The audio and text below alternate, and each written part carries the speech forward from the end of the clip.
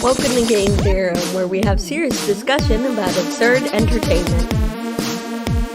Kira, you ever wonder about why there's these games you play, and they seem really cool and interesting? Like, you saw the trailers, you saw the E3 demo, it looked so amazing, and you started playing it, and it was pretty amazing. For like 10 minutes. And then it got worse. And worse. And worse. And worse. Mm-hmm. And you realized you were only sold on the first 10 minutes of the game. Yeah, that's definitely happened to me before. Well, today we're going to talk about why that happens. Yep. I'm Kyle. I'm Kira. And today we are talking about the dramatic structure of video games. Mm-hmm. In a typical novel, the dramatic structure is like the excitement in the plot. Yeah, if you went to a school in America, you've probably seen this diagram before. In fact, we have a few charts that we have made for this episode. It's useful viewing material. It'll be in the description. You'll see a link to it. Mm-hmm. So pull those up if you want to see what we're talking about. Yep. All right. But yeah, the standard dramatic structure diagram is meant for novels. People use them for novels. Mm-hmm, mm-hmm. And it's like your bell curve kind of thing, where it starts at exposition, then goes up to rising action, peaks at the climax, goes down to falling action, and then back down to resolution. Mm-hmm. Bell curve is the normal way you'll see it. You might have seen it in a few other types of curves, but the point is it's usually just like an upside down parabola kind of thing. Yeah.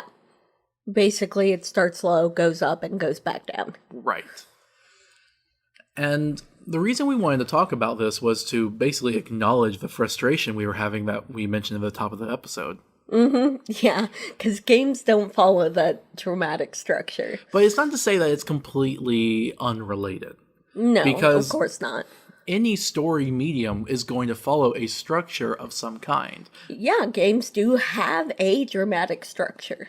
And, I mean, you could do the same thing for movies, too. And I would argue that movies have been, played around with their formula enough that you probably find a lot of variance in the way that their structures come about. Oh, yeah, movies have a ton of different dramatic structures. And I would waver that genre plays a lot into it.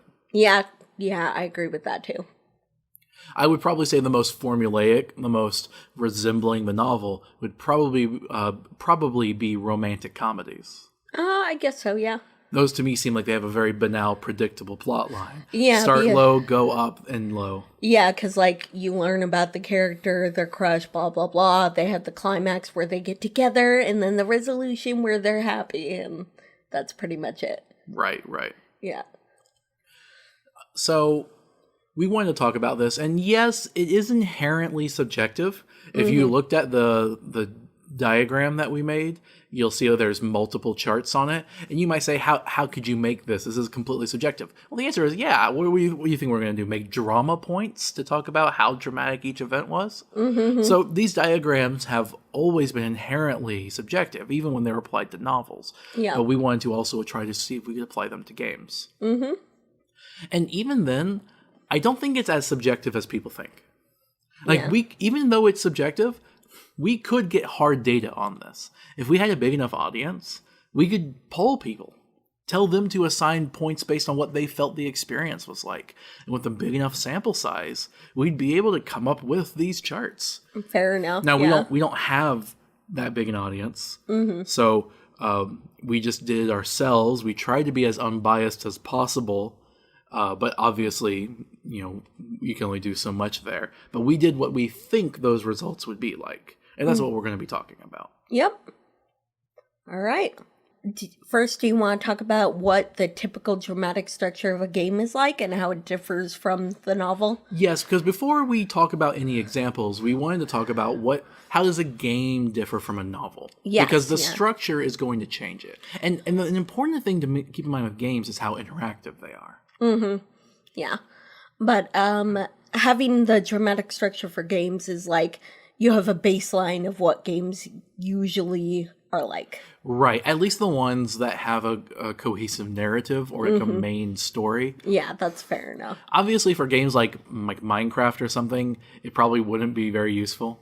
Of course, she had to mention Minecraft. You're the one who's been on a Minecraft kick lately. Anyway, It's my current hyperfixation. again, like movies, there's going to be some genre distinctions, but lots of video games have a standard narrative. Even something as simple as a Mario game does have a narrative through which all the gameplay is thread together. Yep. So, obviously, I think though we'll see more of a cohesion when talking about story-driven games. Mm-hmm. Because if we chart out a Mario game, it could probably look a little weird because the story is not the point there. Yeah, absolutely. Although it does raise a good question of how much does drama attributable to gameplay matter? I don't know. But we figured for your standard game, particularly story-driven games, but this could potentially even apply to other games, there would be a particular structure. So we have the standard novel one that we talked about earlier. We came up with a standard game one. You'll see that on the top right of the chart.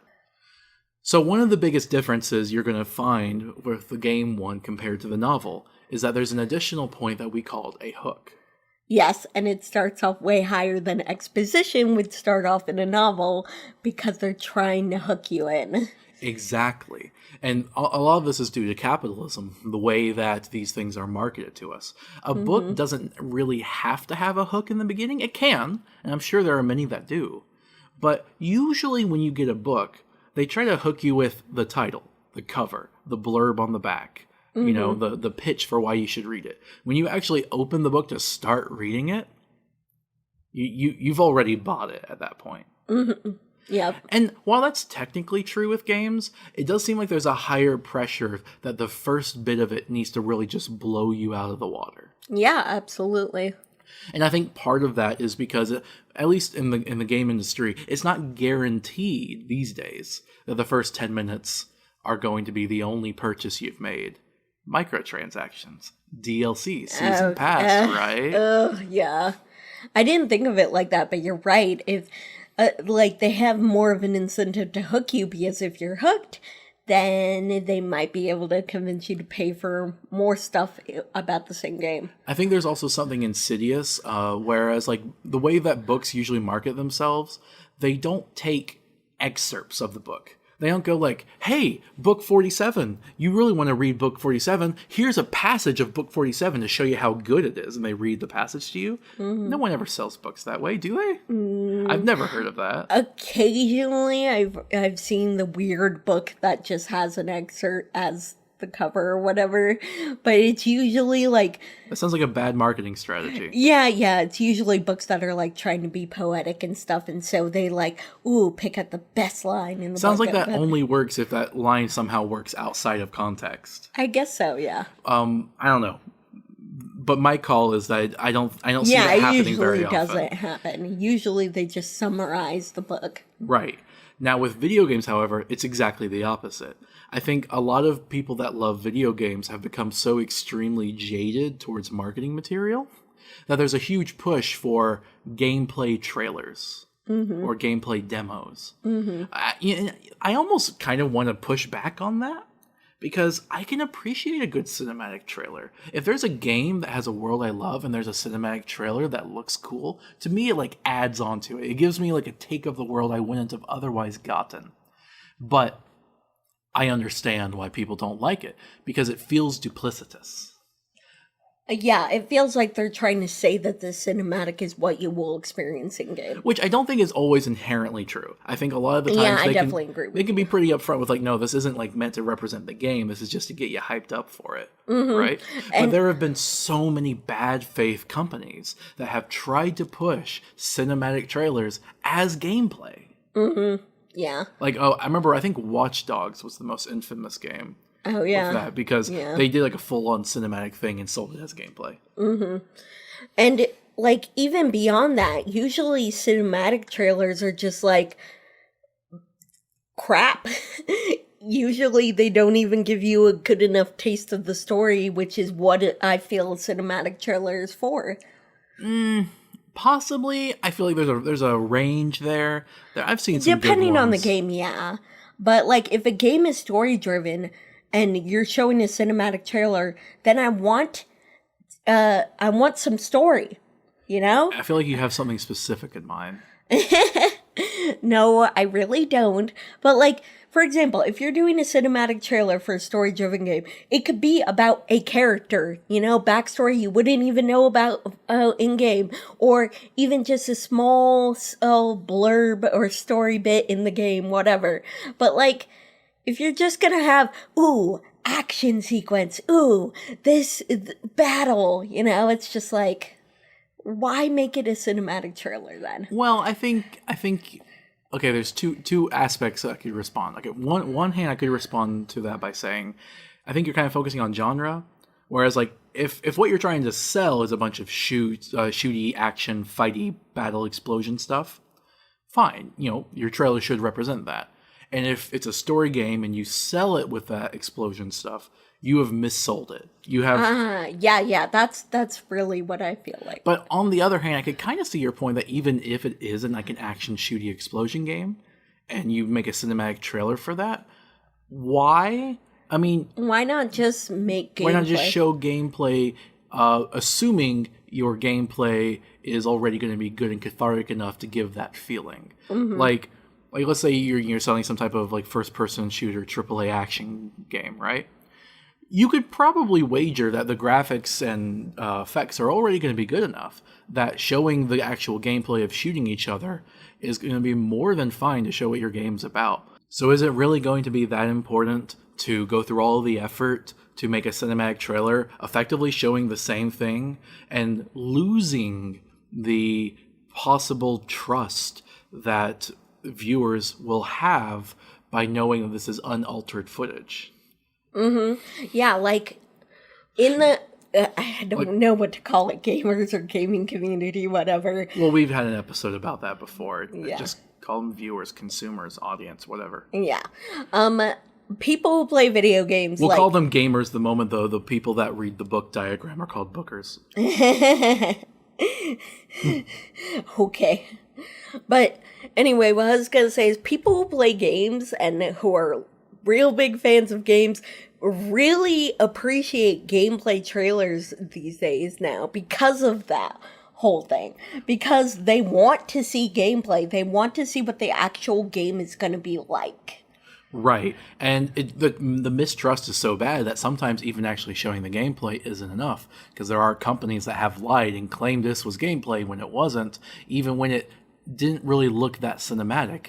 Turns out they had just like upscaled and upped the graphics on the demo specifically made to be shown off. Actually, by the way, I don't know if that's common knowledge or not, but a lot of the times, like especially like E3 and places like that, where you see a demo of a game, the demo was specifically made for that and isn't even representative of the game. Yep. Like a month prior to that, they had to take half the development team and say, hey, stop working on the game. We need you to work on a demo to be playable. Which is kind of ridiculous. Yeah, that goes against the entire idea of what demos are. Because capitalism sells you lies. Turns out it's not about making innovative products. It's just about tricking you. Because psychology is a thing. Look, I don't like psychology either. Because, no, sorry. I gotta give psychology a break. It has its moments. It has its moments. I think I used to be a lot more against psychology than I am nowadays, honestly. What? You know, just because you hate Freud doesn't mean the entirety of psychology is bad. Because a lot of psychology is the people that were so pissed off by Freud that they set out to prove him wrong. There, that's good. That's good. Yeah. Good point. Anyway, so we think that there is a definite incentive for there to be a strong hook at the beginning of games, because not only does a good hook not necessarily indicate you're done purchasing the product when it comes to microtransactions, DLCs, and season passes, but also any gameplay that's in that first part, any gameplay in the first 10 minutes of the game can be used as marketing material to say this is representative of the game, while leaving out the fact that it's only representative of the first 10 minutes. Yep. That you've only polished the very first part, and then now you can sell that as, oh, here's gameplay footage. And it's like, really though? Is it? Is it? I mean, Call of Duty Zombies would just straight up have these like animated cinematic intro sequences to the levels. And you could, in a way, sell that as gameplay footage because it's actually in the game, when it's really just cinematic content that's like stored as a video file in the game. Yeah. I think they know better to do that, but they could do that. That's my point. Yeah.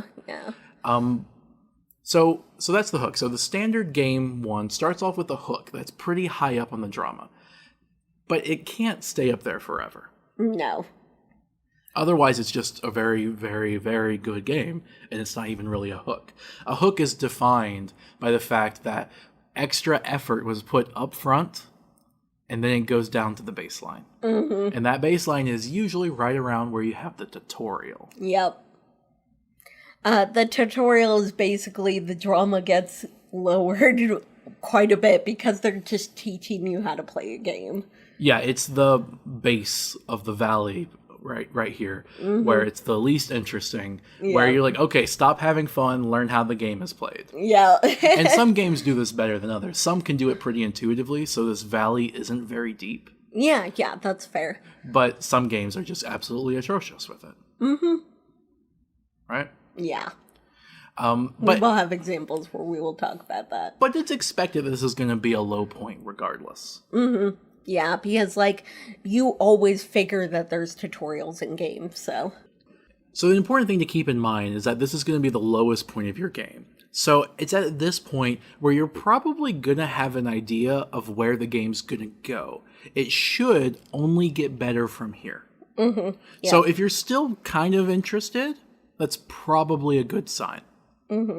But yeah, it's generally accepted that the tutorial is just boring instruction, especially if you played so many games before that you're like, I know how to play a game. And this is effectively the exposition. The Yeah. tutorial's not going to just be about the gameplay, what buttons you got to press, but introducing you to how the world works. Usually, yeah.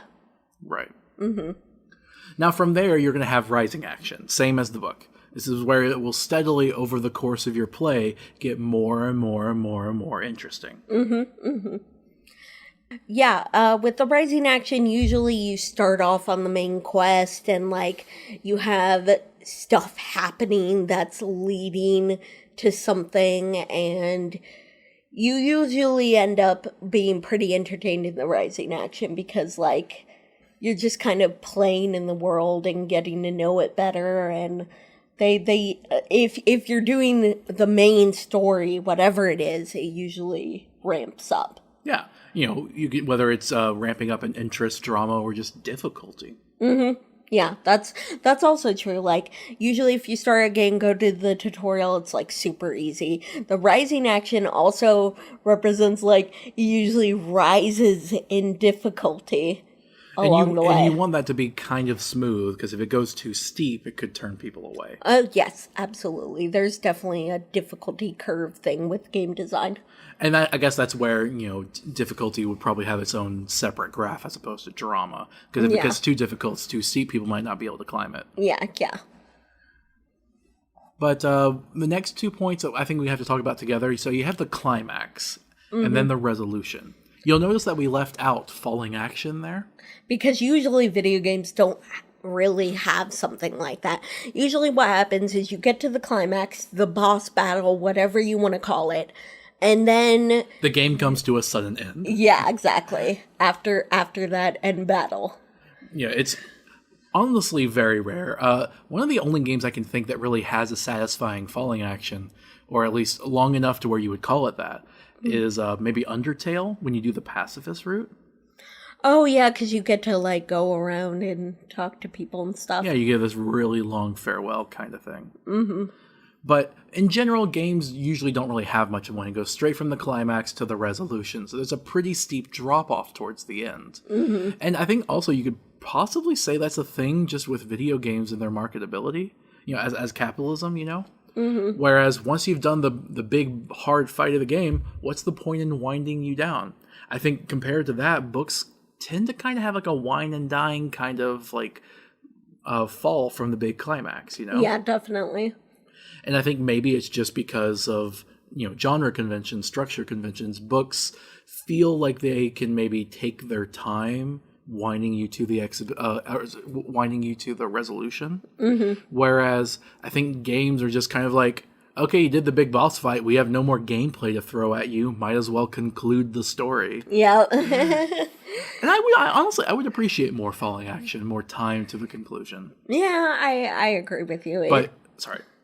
I agree with you. I just don't trust game companies to do it that well. So I just feel like, yeah. Well, you don't trust them to do much of anything. Fair enough. but yeah, so the biggest difference between the standard novel and the standard game diagrams is that the game one has a hook that it starts off with, and then the climax is pushed back. It's leaning backwards because there is no falling action. And the resolution, I would argue, does usually end a bit higher than your standard novel. Yeah, because usually after you finish the climactic battle, you're the hero, and like the people are happy and stuff like that. And it's also still kind of riding on the coattails of the climax. Yeah, it usually is. Yeah. Now, what does this mean, though? We've been kind of talking in abstract, right? So we wanted to come up with some examples of some games so we can actually talk about how this shakes out, because every game is not going to fall in the exact same place. Yeah, definitely. So we decided what would be the best games to use as examples of each other, and we thought, well, this is best for story-driven games, right? To try to, analyze dramatic structure. We need to pick a bunch of story games that are all similar in nature. And we decided, well, what if we picked a bunch of story games all from the same publisher? And we decided to pick one that's really near and dear to us, obviously, as you could probably tell by now if you've looked at the chart. We decided to pick Bethesda games. Yep. Bethesda published games, specifically. We decided to make 2 Elder Scrolls, 2 Fallout. And we picked basically a good one and a bad one for each of them. Yep. And we decided to try to talk about why we think they're good and bad. Try to explain this from a dramatic structure level. Like, we could talk about the writing successes and failures, but I think if you look only at the dramatic structure, you can really see what's right and what's wrong with the writing at a very, sky level point of view. Yep. All right? Yeah, I feel like that's a good way to do it. Right. So how about you take Elder Scrolls and I'll take Fallout, Kira? Well, duh. Okay, all right. Come on, you know nothing about Elder Scrolls. Yeah, but you know a fair amount about Fallout. Yeah, because I like Fallout and you don't like Elder Scrolls. I just never cared for it. I know. But yeah, so you go ahead and talk about Elder Scrolls and how those 2 examples work out, and I'll just comment now and then. All right, so I guess I'll start by talking about Oblivion, because that has a very basic narrative structure. Yeah, it basically matches the standard game. Yeah, it pretty much does. So basically, you start off with a cutscene about the Emperor dying, about it being the Emperor's last day alive. And then he shows up in your cell, because of course you're a prisoner like all Elder Scrolls games, and is like, we're gonna escape through your cell. So they leave. So it starts with a prison break?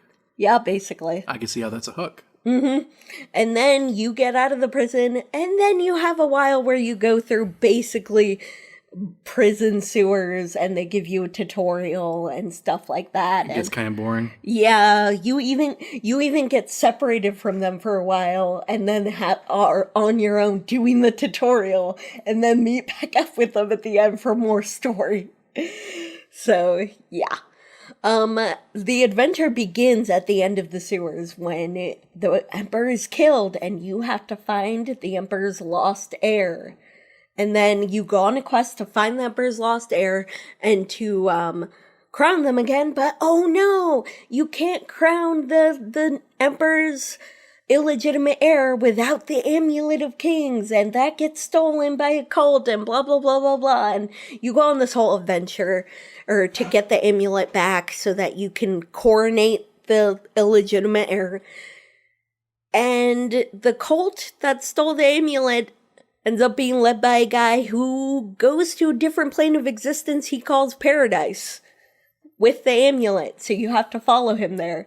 And that's where you have the confrontation with the antagonists of the game. Oh, so that's the climax.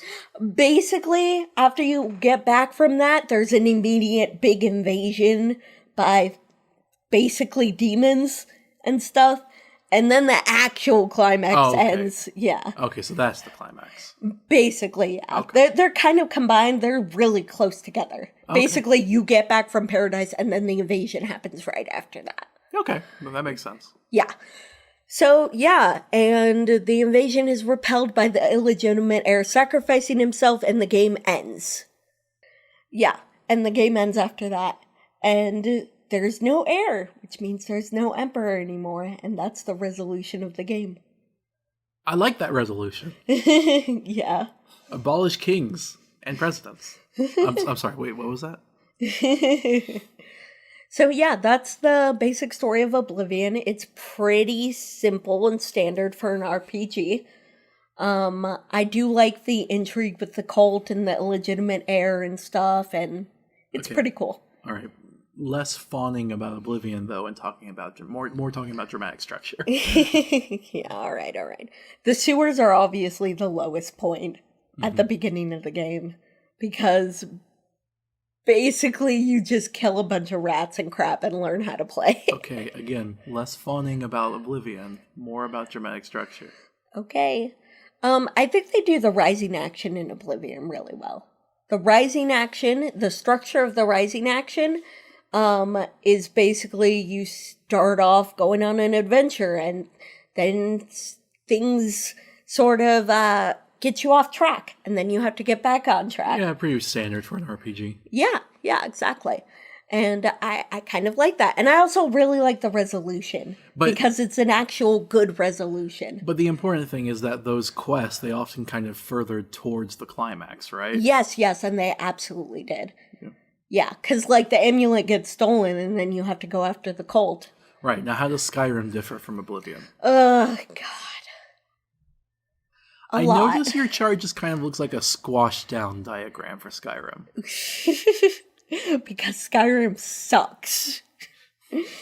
At least the main story. Well, keep in mind, some of our listeners might like Skyrim, so you're going to have to make your case. And here's a chart for you to make your case. All right. First of all, the hook in Skyrim is way worse than Oblivion. Oh, wait, it has a hook? I don't get it. The hook is supposed to be when the dragon comes and... But isn't that after you had to spend like 20 minutes in a cart? A little bit in a cart, yeah. I can see why the hook is so weak. Yeah. What were they thinking? And they okay, so basically the beginning of Skyrim... Who begins a game with that? The beginning of Skyrim only makes sense if you already know a lot of Elder Scrolls lore. They just go on and on about stuff that you wouldn't even know about if you never played an Elder Scrolls game Okay, so before. Skyrim's kind of like, Fallout 3 in the way that a lot of the narrative decisions are just kind of dumb and don't make sense. Yes, and it basically, you know what? It's like Fallout 3 in the beginning is like dragged out. I still think Fallout 3 has a cool...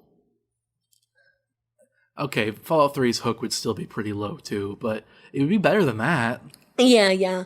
Like, compare that to the hook in Oblivion, where it's like, I am the Emperor of Tamriel, and this is the day I die. It's like, it doesn't introduce anything, like, really out there, anything that you wouldn't know from lore or anything like that, and you just kind of be like, oh, the king is dying, Like, ugh. That's so much simpler and such a better hook than sitting in a cart being talked at. So yeah, the hook is shit. After that, when you get freed by the dragon, you basically go through the keep trying to escape the dragon, and you're forced to kill a bunch of people from whichever side you didn't choose, and it's dumb. And that's supposed to be where it bottoms out, but it's really not much lower than the Hook, because the Hook had failed to perform so much. Yeah. It you know what? It feels like a natural progression because they're not that different. Yeah. Okay. Pretty baseline, I guess. Like, compared to pretty much any other graph, this one is probably the flattest chart. Yeah, you'll see why. All right, so you escape Helgen Keep, whichever side of the Civil War you chose. Is it a dumb choice? Yes, because it forces you to kill soldiers from the other side. Whichever side you choose, you are forced to kill soldiers of the other side. It's weird to make you choose so early in the game, too. It's supposed to be a big thing. The Civil War is... They're trying to get you into the Civil War, which is supposed to be a big thing in Skyrim. Yeah. But is it kind of like, do you want to join the murderers or the genociders or the thieves? Like, pretty much, yeah. Like, they're all basically just pick your evil kind of thing? You either choose the system or choose the people who are going against the system, but only because they want Nord supremacy. What? Yep. So it's Democrats or Republicans then? Basically, yeah. Great. Mm-hmm. So after you escape, you have to tell someone about the dragon, and then you find out you're the Dragonborn, and you go on this adventure to become the Dragonborn and crap. And you have to fight the big mega dragon called Alduin the World Eater, which was the one that showed up at the beginning of the game. And the highest point is that you go to this other realm to go fight him. Which, this might interest you. You go to the Nord's afterlife. So the afterlife is definitely a thing. It's basically Valhalla. So anyway, yeah, you go there, you have to kill the dragon. And then you kill the dragon, and they're all like, yay, you killed it. And then the guy tells you, oh, wow, you're a hero. Just let me know when you want to go back to the world and leave the afterlife realm, and that's it. And that's the end of the game? Well, once you go back, the dragons talk, but you can't really understand them and fly off on the mountain, and that's it. That's the end of the main story. I can see why you had the whole thing so flat. Yep. But aren't there people that like Skyrim that would maybe disagree with that? Okay, look. The mechanics are better done. The graphics are better. They might enjoy playing it just for fun. There might be aspects of the game they like, but it has absolutely zero to do with the dramatic structure of the main story. Absolutely, yes. All right. Mm-hmm. And the side quests, I'm guessing, don't even help it out that much? Mm-mm. Absolutely not. There's a video basically explaining why the Thieves Guild questline makes 0 sense and is dumb in this game. Okay. So, yeah, the side quests aren't that much better. All right, so, yeah, very, very flat game. Even, and it's almost unfortunate that the tutorial isn't more boring.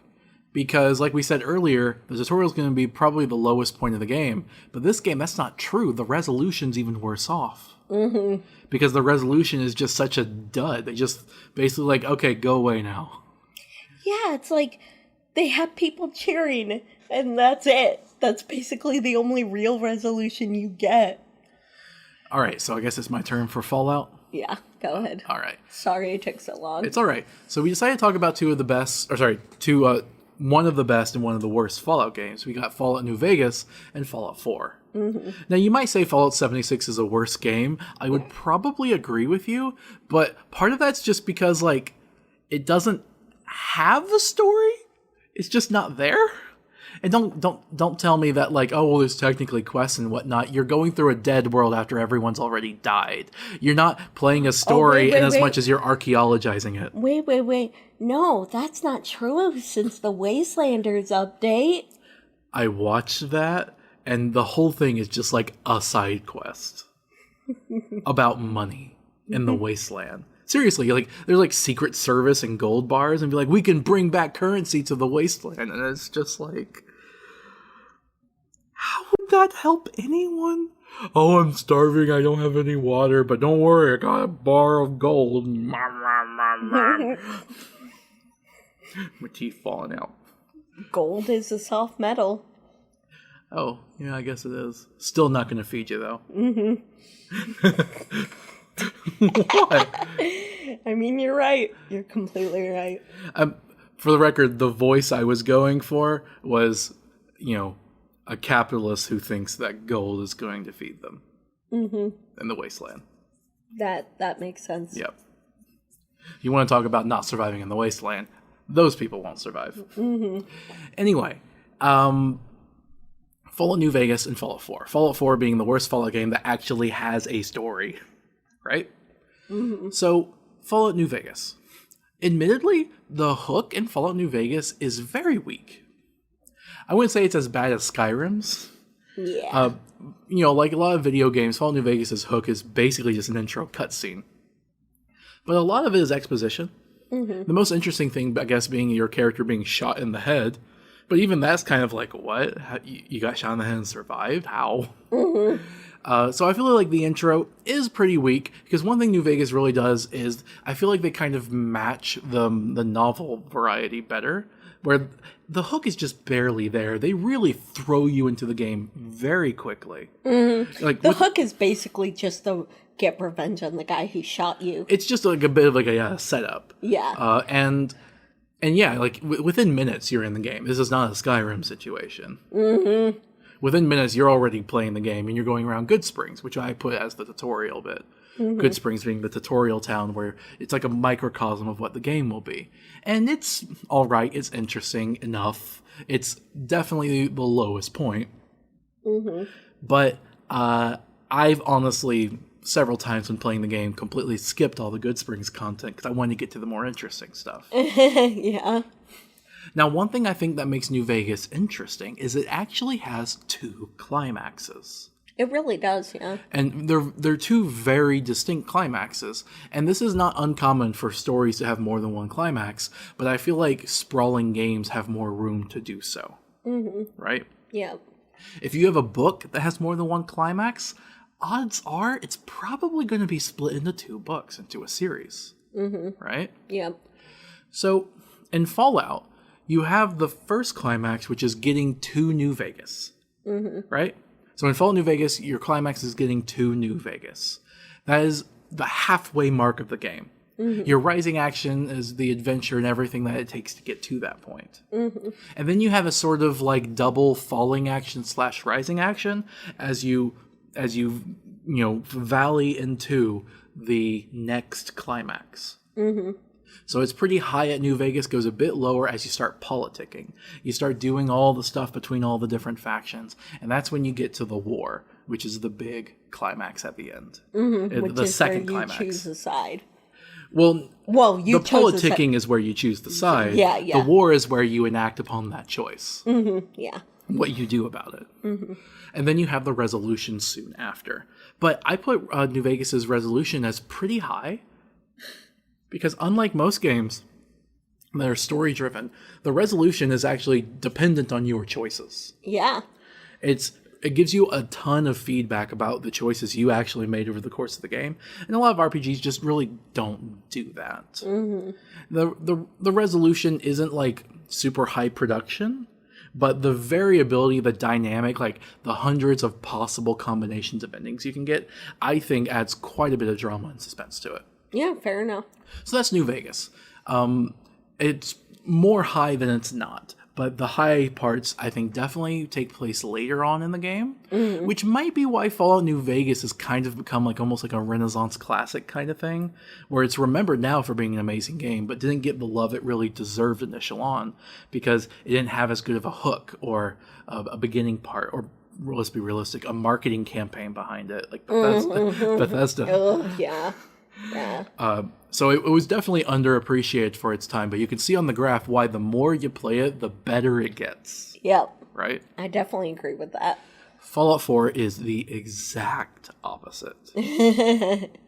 Fallout 4's hook is astronomical. It is amazing. Yeah. And it's why, like, a lot of the times we were talking at the beginning of this episode about duplicitous marketing tactics, I couldn't help but think of Fallout 4.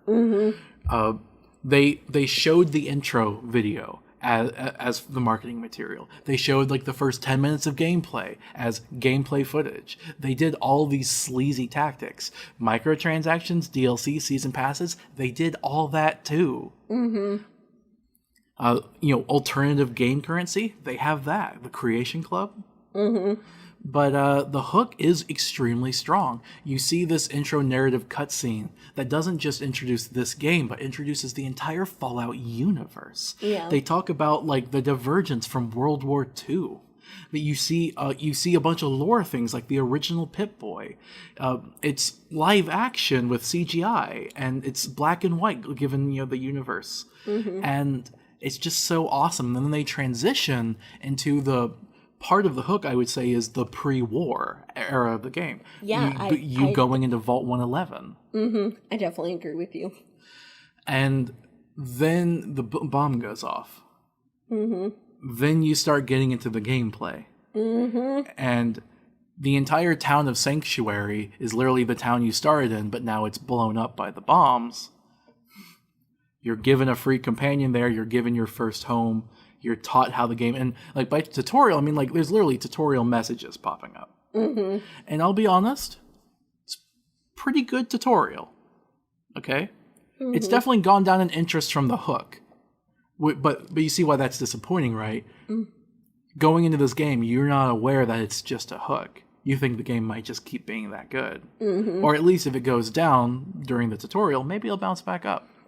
Yeah, and I feel like Codsworth in the tutorial is like the best companion. Oh, so, like, yeah, because you have a personal connection with the robot. Yeah, exactly. So it's like, it's even trying to hook you by introducing the best companion at the beginning. And also, the home that you get here is the best home. It's literally the biggest settlement you can get. Because it's a suburban neighborhood. A whole neighborhood is your home. So that's really cool. And then you get into the adventure part, and it gets lower, even lower. And you're like, wait a minute. The tutorial is supposed to be where it bottoms out, isn't it? That was just a momentary dip. And Fallout 4 goes, oh no, we have more to dip. We're going to get even less interesting. Because after you leave Sanctuary, you get a random free dog. Then you get random free power armor. And then you meet your first faction, which are just the generic good guy faction. The Minutemen, yeah. Yes. And so the story just gets less and less interesting from there. And you realize, oh, this is inverted. The game starts out at this high point and just slumps after that. And there is two climaxes in this game. And I honestly feel they kind of copied that from New Vegas. Yeah. Because this game has factions. And New Vegas was the only Fallout game to really have factions. So I feel like this idea was just so good, it was the one thing they copied from New Vegas, and they copied it badly. Yes, because otherwise they like to pretend New Vegas didn't even exist. Right. So the halfway point of this game is getting to the mythical city, but this time instead of New Vegas, it's the Institute. And that climax is very short-lived. It's not much of a boost. Because then it's just combat and slugging through the rest of the game until you finally get to the second climax, which is the nuke, regardless of whatever you choose. It's either you fire the nuke, you fire the nuke, you fire the nuke, or the fourth ending, you decide not to fire the nuke. You nuke the Institute. Yes. Just so people realize. It's fine. You don't have to give all the details. And then you have the resolution immediately afterwards, where it falls rock bottom 0, just like Skyrim, because Bethesda does not know, at least anymore, how to write an ending. Right? It's not satisfying whatsoever. It doesn't take into any account what your choices were. There's literally only 2 variations of the ending, and that's basically on whether you fired the nuke or not. And it's only a single line's difference. So it's just completely awful. Fallout 4, if you look at this, the charts we've made, so we can try to understand it, this is our explanation of why Fallout 4 is a game built out of disappointment, whereas Fallout New Vegas is a game that's built to impress constantly. upon your previously low expectations. Whereas Skyrim is a game that's like flatlining and having a hard time breathing. And Oblivion's just kind of like, hey, I'm a game, check me out. Don't forget about Oblivion. I like the story. I mean, you'll agree it's underrated. Yeah. And I mean, it is dated. I think, okay, to be completely honest, the best writing Bethesda ever did was in Morrowind. But Oblivion has a better cohesive story because it has better dramatic structure, I feel. Also, I think when it comes to dated stuff, old stuff, video games are pretty vulnerable to that. Yeah, definitely. And it is important, I think, to try to set that aside. But, you know, there's only, like, we're not that rational, you know? Like, as human beings, the dated graphics are going to have an effect on you. Like, I mean, think of it with old movies, for example. Like, Citizen Kane is supposed to be, like, one of the big, you know, cinematic masterpieces. But the thing is in black and white. It's a really old movie, and if you watch it today, it's probably going to look trite. But you're not supposed to watch it from a today's lens. That's the thing. Yeah. And as like a piece of cinematic history, it's going to become harder and harder for people to watch it and really relate to it as anything more than like a historical artifact. But historical artifacts can stand the test of time. And graphical limitation is maybe something that should be seen as only a momentary gain and really a long-term liability. It's why games, I think, need to be able to really have their other elements, like writing, outspeak and outlast their graphics. If your game is coasting on graphics alone, then it's going to die with them. You know what? That's why Morrowind still has a modding scene decades later. Because of the story and the writing. Nobody cares about the graphics anymore. That's cool. That's cool. I mean, New Vegas is kind of the same way, but better.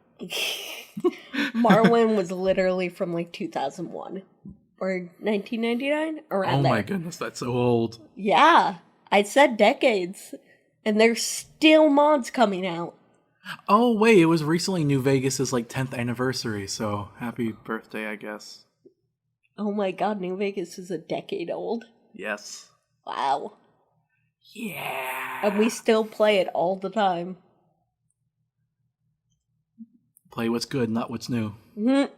Yeah, I mean, I'm playing Minecraft. How old is Minecraft? I have no idea, but Minecraft gets updates, so it's not really a fair comparison. Oh, I'm playing an old version, so Okay. You know, when we were talking about like hooks and intro stuff, just, you know, on the side record, off the record ish, except we're still recording.